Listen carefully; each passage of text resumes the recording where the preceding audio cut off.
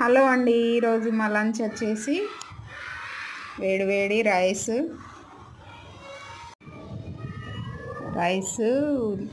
అవిసె పొడి. ఫస్ట్ తినడానికి అవిసె పొడి వేసుకుంటాం రోజు. 1 స్పూన్ అవిసె పొడి.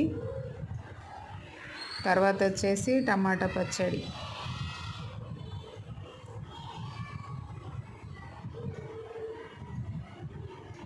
చిక్కుడుగాయ మిల్ మేకర్ కలిపి చేసిన కర్రీ.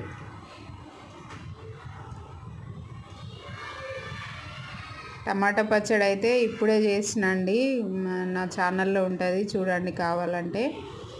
5 నిమిషాలలో పచ్చడి తయారు చేసుకున్నాను నేను. వేడి ములక్కాయ సాంబార్.